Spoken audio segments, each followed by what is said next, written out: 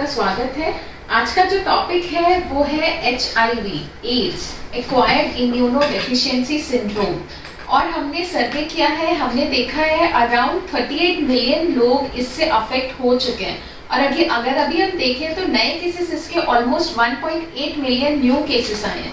तो आइए आज हम इसको डिस्कस करते हैं with the super specialist doctor Rajesh Mangnani sir. आज हम सर से जानते हैं कि HIV क्या होता है, उसकी क्या मोर्टेलिटी रेट्स है और उससे रिलेटेड काफी सारी इंफॉर्मेशन आज हम सर से लेते हैं।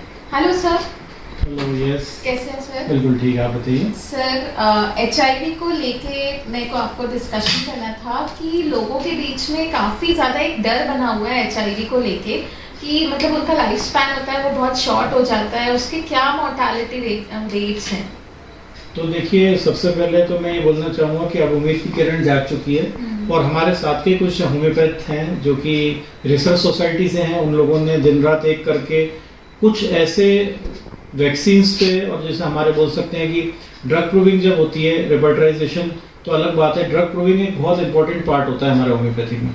तो कुछ ऐसी मेडिसिन्स का निजात किया है कि मेडिसिन्स को जब हमने एड्स पेशेंट को दिया तो CD4 सेल्स जो बोलते हैं काउंट कम हो जाता है, इम्यून सिस्टम जो डाउन होने लगता है, इम्यून सिस्टम बहुत अच्छा होने लगा और इनसे सर्वाइवल रेट बढ़ने लगा। जो मोर्टेलिटी रेट था वो मोर्टेलिटी रेट अब देखा जाता है तो बहुत कम हो गया है, पहले बढ़ता जा रहा था। तो एक उम्मीद की किरण भी जागी और कहीं ना कहीं सिम्टोमेटिक और इम्प्रूवमेंट देखा जाए तो हम लोग लक्षणों पे इलाज करते हैं और क्वालिटी ऑफ लाइफ पे, तो क्वालिटी ऑफ लाइफ लोगों की बढ़ने लगी है। सर, ये जो एड्स की बीमारी है ये स्किन डैमेजेस बहुत ज्यादा कर रही है पेशेंट में, तो क्या सिर्फ स्किन डैमेज ही होता है या और ऑर्गन्स भी अफेक्ट हो रहे हैं बॉडी? देखिए, उसमें सबसे पहले जब पेशेंट एड्स से ग्रसित होता है तो जो बीमारियां उसके शरीर में, जैसे रेस्पिरेटरी सिस्टम है, लंग्स पे इफेक्ट करती है, स्किन पे इफेक्ट करती है, कि कोई भी एक ऑर्गन पे अगर कोई भी चीज का अटैक हो रहा है वायरस का, तो अगर उसके CD4 सेल्स, जैसे हम WBC काउंट जैसे बोलते हैं, तो अगर वो इम्यून सिस्टम उसका लो है तो हर एक ऑर्गन पे एक्ट होगा, धीरे धीरे ही होगा।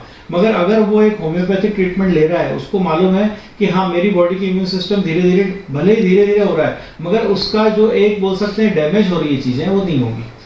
तो सर आप प्लीज इसको शेयर करें कि HIV के कॉजेस क्या क्या हैं, देखिए पेशेंट्स इतने अफेक्ट हो रहे हैं। देखिए, सबसे पहले तो कॉज की तो बात आप सभी जानते हैं, जैसे कि एड्स कंट्रोल प्रोग्राम है तो गवर्नमेंट भी बहुत जागरूकता फैला रही है और उन्होंने बोला है कि ये किस कारण से होता है। अगर हम देखें तो सेक्सुअली ट्रांसमिटेड, जैसे ये हमेशा सबसे मेजर कारण हमेशा बताया अनप्रोटेक्टेड, है ना, इंटरकोर्स, भले वो वेजाइनल हो चाहे ओरल हो, और साथ में जैसे कंटेमिनेटेड नीडल्स हो गई, है ना, ब्लड ट्रांसफ्यूजन हो गया, या फिर जो एक प्रेग्नेंट वुमेन है उससे अपने बच्चों में ये ट्रांसफर हो सकता है। तो इससे पहले तो डर कर नहीं, डट कर सामना करें, जैसे कि मेरा स्लोगन है।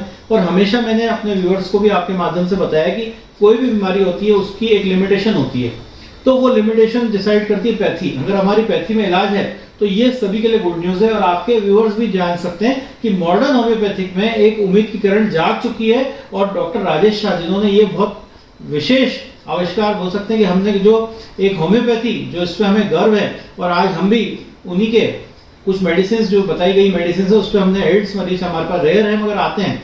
अभी भी 1.8 मिलियन न्यू पेशेंट्स आ रहे हैं, तो ये 1.8 मिलियन जो इंडिया लेवल पे, वर्ल्ड लेवल पे पेशेंट, इनको कौन क्योर करेगा? होम्योपैथी, एक उम्मीद की किरण। यस।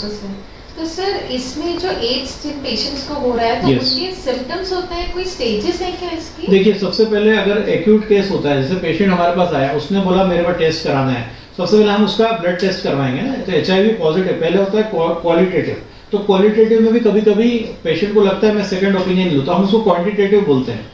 एंटीजन एंटीबॉडी IgE ना, अब एंटीजन एंटीबॉडी में देखते हैं क्वांटिटेटिव कितना है। जैसे अभी केस आया तो 800 से ज्यादा उसकी रिपोर्ट आई, उसका जो काउंट है 800 से अबव, तो इसका मतलब क्वांटिटेटिव पॉजिटिव है। तो रिएक्टिव नॉन रिएक्टिव होता है क्वालिटेटिव, उसके बाद हम एंटीजन एंटीबॉडी टेस्ट भी करवा के देखते हैं। और स्टेज 1 में एक्यूट होता है, एक्यूट में देखा जाता है कि फ्लू लाइक सिम्टम्स आते हैं, सर्दी जुकाम टाइप का होगा, बॉडी एक होगा और स्नीजिंग होगी और उसको सेल्स धीरे धीरे मल्टीप्लाई होने लगते हैं, इन्फेक्शन बढ़ता है और वायरस का लोड ब्लड में बढ़ जाता है। जब ब्लड पे लोड बढ़ता है तो पेशेंट इन्फेक्शियस हो जाता है, उसको ऐसा लगने लगता है कि अब मुझे एंटीवायरल दवाई लूं, अब एंटीवायरल लेता नहीं है, उसकी प्रॉब्लम बढ़ती जाती है। सेकेंड स्टेज होती है क्लिनिकल स्टेज, जब उसको मालूम चल जाता है कि अब वो वायरस का अटैक बढ़ चुका है, ब्लड में बढ़ गया, WBC काउंट और CD4 काउंट भी कम होते जा रहा है। इसमें देखा जाता है कि एसिम्टोमेटिक ही रहता है। कभी कभी पेशेंट को सिम्टम्स नहीं आते मगर उसकी बॉडी डैमेज होने लगता, सेल डैमेज होने लगते हैं। जब सेल डैमेज होंगे तो टिश्यू डैमेज होगा।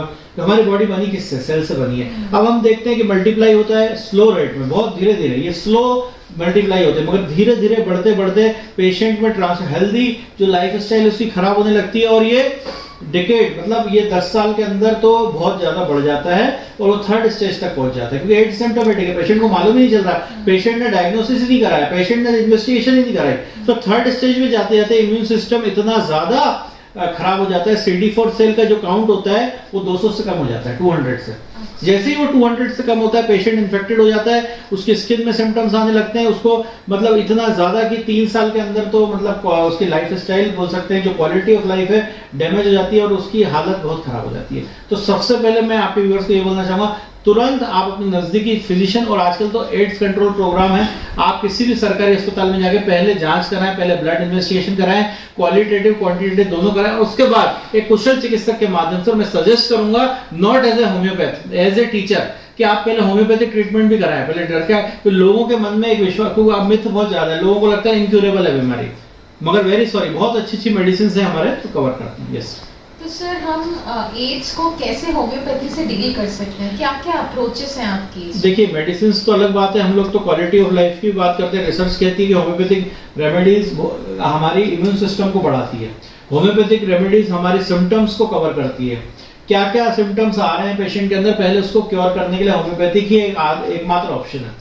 अगर मैं मेडिसिन की बात करूं तो आर्सेनिक एल्बम, जो कि बहुत अच्छा मेडिसिन है। आर्सेनिक एल्बम मतलब कम क्वांटिटी में भी देते हैं तो भी अच्छे रिजल्ट आ जाते हैं। क्रोटल बोल सकते हैं, लेकेसिस एक बहुत अच्छी मेडिसिन है। क्रोटेलस हॉरिडस ये भी बहुत अच्छी मेडिसिन है।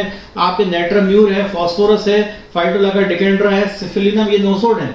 ये नोसोड सिर्फ मॉडर्न होम्योपैथिक में ही आते हैं।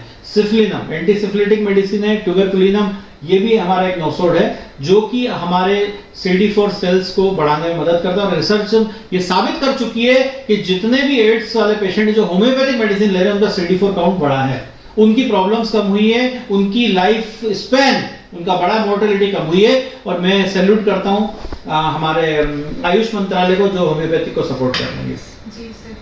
सर तो मेडिसिन के साथ साथ आप क्या अपने पेशेंट्स को लाइफस्टाइल चेंजेस करने के लिए सजेस्ट करेंगे?